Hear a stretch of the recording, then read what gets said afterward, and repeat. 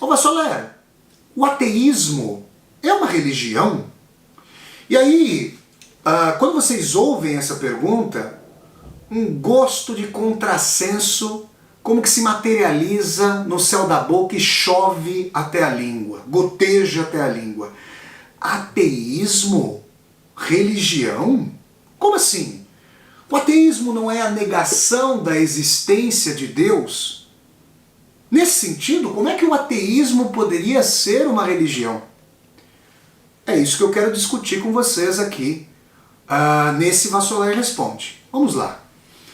Olhando para a história das religiões, né, nós vemos, a despeito de suas muitas diferenças, nós vemos algo que, em termos institucionais, aproxima essas várias religiões.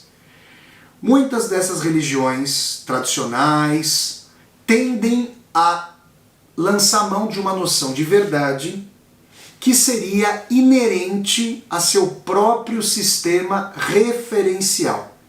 Por sistema referencial, chamemos aqui o seu sistema de crenças, o seu edifício teórico, teológico, cosmológico, o seu conjunto de asserções, conceitos, práticas. E muitas vezes, isso faz com que, ao longo da história, uma religião rechace a verdade da outra em prol de sua própria verdade.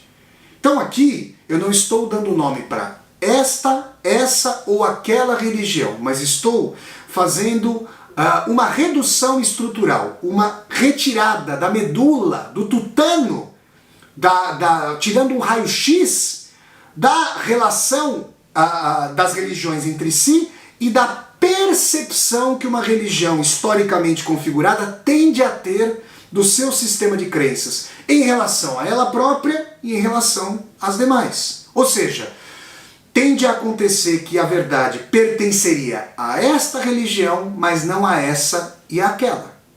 Perceberam? Muito bem. Se eu perguntar a vocês se nós conhecemos o universo como um todo, o que vocês vão me dizer? Não. Nós vemos todos os espectros de luzes e cores do universo? Não. Nós ouvimos todas as frequências sonoras do universo? Não. Então o que é o real? O que é a matéria? Existe uma corrente materialista que pressupõe, e eu falo de uma corrente formada ali no bojo do iluminismo a partir do século XVIII, de um materialismo da tangibilidade, um materialismo, chamemos-lo de radical no sentido da afirmação da matéria tangível, que rechaça quaisquer fenômenos tidos como paranormais, supra ou paramateriais, segundo sua própria concepção do que é a matéria. Ou seja, quaisquer fenômenos que ultrapassem o consenso de uma concepção materialista de universo, que eu chamaria de protodogmática ou filodogmática, porque se houver qualquer coisa que não pertença ao que essa concepção materialista de universo, que não se considera uma concepção de universo, que se considera a realidade mesma das coisas, né? Que não vê que tem um paradigma para olhar a realidade, que não vê que tem, vou mostrar aqui para vocês, que não vê que tem óculos para observar a realidade. Considera que está olhando a realidade com os olhos nus, quando na verdade está usando lentes para usar a realidade, né? Se alguns fenômenos não se encaixam nessa concepção materialista de universo, essas concepções tendem a dizer que fenômenos de mediunidade, de psicografia, de precognição, ou seja, antevisão de fatos, que sonhos que se mostram a realidade a posteriori, são disfunções, por exemplo, de zonas cerebrais. E que a ciência dentro dessa concepção materialista, poderia explicar tais ocorrências com mais descobertas, utilizando todos os métodos científicos atuais e a partir dessa concepção materialista de mundo. Que não existiriam tais fenômenos fora do cérebro, que seria o cérebro a produzir o espírito, a psicografia, a pré-cognição, a consciência. Vassoler, essas concepções são efetivamente verdadeiras? O que você diria sobre elas? Como você se posicionaria em relação a elas? Eu diria que elas formam uma boa hipótese e uma hipótese forte. Mas a hipótese, no sentido científico, não é necessariamente uma tese. Para uma hipótese, ou seja, uma tese insuficiente, porque o prefixo grego hipo quer dizer insuficiente, para uma hipótese passar da condição de hipótese para tese, é preciso que ela seja comprovada. E aí eu quero perguntar a vocês, alguém que dissesse que o paradigma de universo havia sido descoberto em sua essência por Isaac Newton, havia chegado ao núcleo da verdade, se é que nós podemos falar da verdade como tendo um núcleo e de verdade e não de verdades? Não, hoje nós sabemos que não.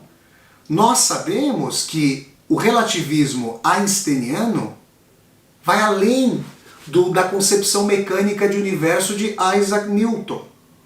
Então, uma série de fenômenos podem ser estudados com hipóteses dessa concepção materialista, ou então, como vem propondo uma série de pesquisadores e pesquisadoras ao redor do mundo, e no Brasil, no nosso país, nós temos o Núcleo de Pesquisas em Espiritualidade e Saúde, o NUPES, relacionado à Universidade Federal de Juiz de Fora, de Minas Gerais, e coordenado pelo professor Alexander Moreira, psiquiatra e professor da Faculdade de Medicina da Universidade Federal de Juiz de Fora.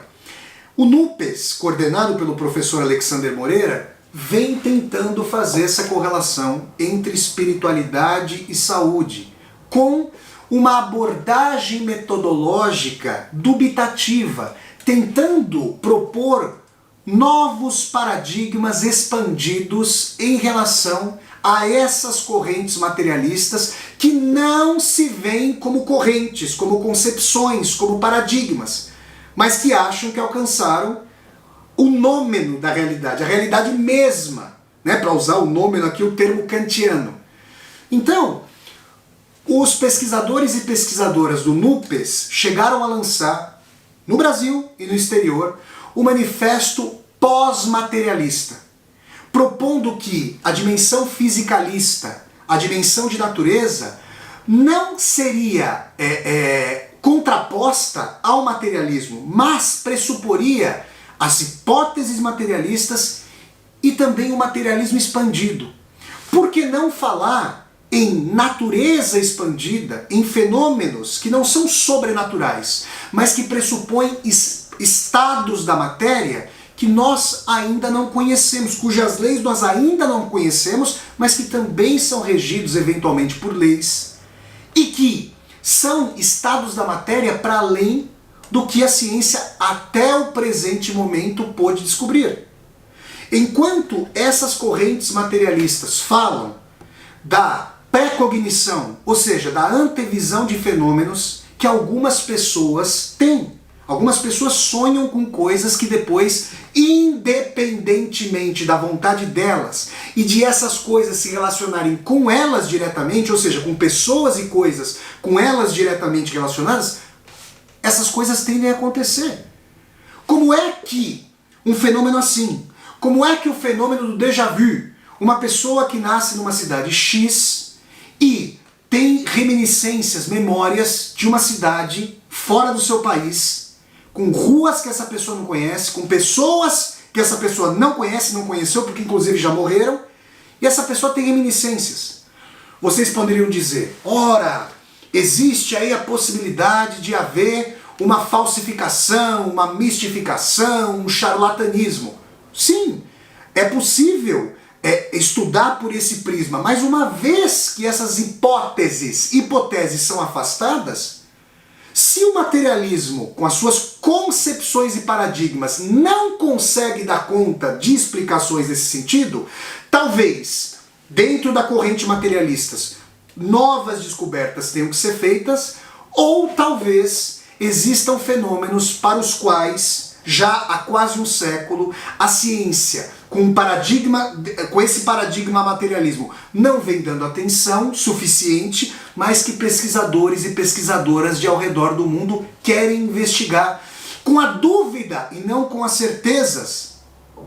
A dúvida que é própria ciência. Certezas são movimentos de um pensamento ossificado, corroborador de dogmas, que historicamente pertenceram à religião ou às religiões. A dúvida é o movimento próprio à filosofia e ao método científico. O que significa que engessar a percepção da natureza e fazê-la coincidir com determinados pressupostos materialistas, sem que esses pressupostos sejam vistos como pressupostos, ou seja, como hipóteses, é abraçar uma corrente dogmático-religiosa. É nesse sentido que, se nós não conhecemos o universo como um todo, e não o conhecemos ainda, se é que vamos conhecê-lo como um todo, se nós não conseguimos ouvir todas as faixas de som, não conseguimos ver todas as faixas de luz, se há fenômenos que poderiam ser explicados com hipóteses espirituais, paramateriais, supramateriais, que não seriam sobrenaturais, mas que pressuporiam a expansão da natureza tal como nós a concebemos, e nós não dialogamos com correntes que não partem do pressuposto intrinsecamente materialista, nós estamos fechados num determinado cluster, num determinado clube, numa determinada estrutura, numa determinada religião. É isso que eu estou propondo aqui para vocês. Determinadas concepções materialistas pressupõem, olha o verbo que eu sempre estou utilizando aqui nesse vídeo, pressupõe, eu sempre acompanhando o tempo aqui do nosso vídeo do Vassoler Responde, pressupõe que os fenômenos parapsicológicos, paranormais, são funções do cérebro. Isso é possível? Sim! Vamos estudar essas dimensões. Se alguém diz que tem visões de uma pessoa que já faleceu e se identifica que, por meio de mapeamento do cérebro, tomografias, os métodos científicos mais atualizados, que uma interferência medicamentosa ou uma disfunção está ocasionando isso, ótimo. Agora, se uma pessoa recebe uma mensagem de um terceiro que não conhece, uma mensagem que ela diz ser espiritual, de alguém que já faleceu, e esse terceiro que ela não conhece trouxe a mensagem, e uma outra pessoa que ela também não conhece recebe essa mensagem e corrobora que a mensagem passada por uma entidade que supostamente não existe mais, que já faleceu, é verdadeira, o que nós fazemos com essa informação? A rechaçamos como falsa? Se a verificação provar que ela não é fruto de autossugestionamento ou de algum tipo de engodo, é preciso estudá-la. Porque talvez haja uma existência de um naturalismo expandido, de uma natureza expandida, que determinadas concepções ossificadas, religiosas, ateisticamente religiosas, não querem observar. Eu digo mais, uma vez conversando com um amigo que se colocava como agnóstico, e já eu vou falar da importância do agnosticismo metodológico para abordar os fenômenos de Deus, da espiritualidade e da própria ciência. Um amigo uma vez, numa conversa muito interessante comigo, formulou uma hipótese platônica para abordar esses fenômenos da paranormalidade, da parapsicologia, dessas mensagens psicografadas por médiums. Vassoler, e se houver algo como o mundo das ideias platônico, como um receptáculo, uma nuvem de ideias, de pensamentos, como o inconsciente coletivo junguiano ou o consciente coletivo, que faz com que nós, após a nossa morte, temos a obsolescência da matéria, tal como nós a tocamos e a sentimos no nosso corpo. Mas que talvez as nossas ideias pudessem ser, numa forma material que nós ainda não conhecemos, acumuladas numa nuvem, como nós temos as nuvens do ambiente virtual, do universo virtual, e algumas pessoas com mais sensibilidade teriam acesso à frequência dessas ideias e poderiam retransmiti-las. De modo que, se a existência material fosse finita, a existência da ideia, do princípio de individuação a partir da ideia, não o seria. Essa é uma hipótese. E esse rapaz que me contou, esse amigo que me trouxe essa ideia, gente finíssima, um abraço aí ao meu amigo Vicente, lá de São Paulo, está pensando de maneira dubitativa, livre pensante, filosófica, não dogmática. Porque ele lançou mão de uma metodologia agnóstica. E o agnosticismo, ou seja, não sei. Será que Deus existe? Talvez. Eu não defendo, digamos, a postura agnóstica. Não defenderia a existência de Deus, mas também não defenderia a sua não existência. Falta de evidência é evidência da falta? Não. Então, por meio de uma metodologia filoagnóstica, o Núcleo de Pesquisas em Espiritualidade e Saúde, cujos links para o canal do YouTube, para a página na internet, eu vou deixar aqui embaixo desse vídeo, tem dado uma contribuição fundamental para nós ampliarmos o nosso horizonte de universo, de cosmos. É assim que, se você que está assistindo a esse vídeo se sente insatisfeito ou insatisfeito com as cosmologias, com as teodiceias das tradições religiosas com as quais você já teve contato, talvez você possa reeditar questões que transpassaram a sua vida com novas formas de questões e pensamentos pós-materialistas, que são materialistas, mas que expandem a concepção de natureza e universo. Vá até o site do NUPS, leia os livros que são indicados de pesquisadores do Brasil, dos Estados Unidos, da Alemanha, da Suíça, do Japão, da China, pessoas ao redor do mundo que estão estudando esses fenômenos no manifesto pós-materialista. E continue a girar o seu pensamento e as suas questões numa medida antidogmática, anti-ossificada.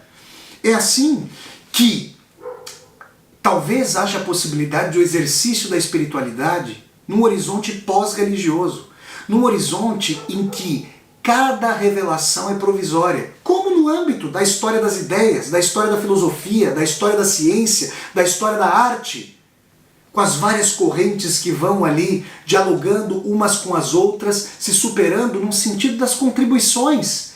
Cada superação, ela se escora no degrau anterior. E às vezes a gente pode olhar não numa escada ascendente, mas, digamos, numa circularidade, numa espiral, em que todos os degraus, todos os ladrilhos assentados para o passado nos levaram até o presente e nos fazem querer escalar rumo ao futuro.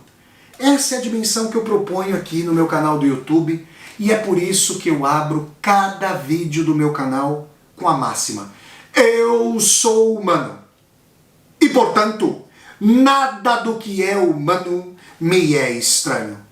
É por isso que eu abro com essa máxima, e eu espero que você que está assistindo a esse vídeo compreenda que, eventualmente, se você se considera ateu ou ateia, talvez você tenha, digamos, uma dificuldade em lidar com as religiões tradicionais e as suas cosmologias, as suas teodiceias, mas o germe do questionamento espiritual talvez ainda esteja em você. Talvez ele só precise de novos questionamentos, arejamentos, dúvidas para ele saltar para outras direções.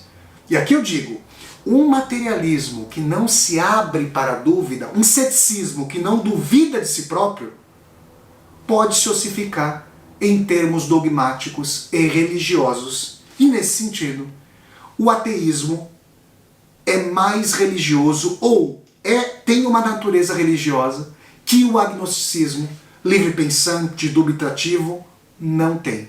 É isso que eu proponho a vocês, para que nós pensemos ainda uma vez, porque eu já falei sobre isso muitas vezes aqui no meu canal do YouTube, sobre a natureza religiosa do ateísmo.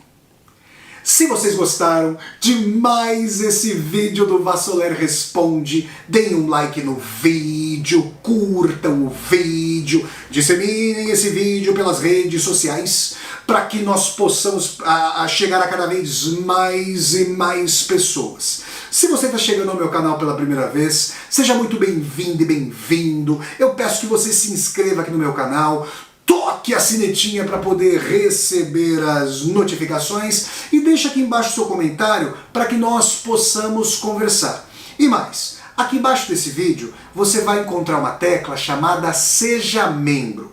Se você gosta dos conteúdos aqui no meu canal do YouTube, considere a possibilidade de, ao clicar na tecla Seja Membro, se tornar um membro ou uma membro humanista aqui no meu canal, para apoiar, segundo sua situação financeira, este meu projeto de universidade aberta no YouTube. Então é isso, pessoal. Eu sempre deixo o convite para vocês assistirem às resenhas...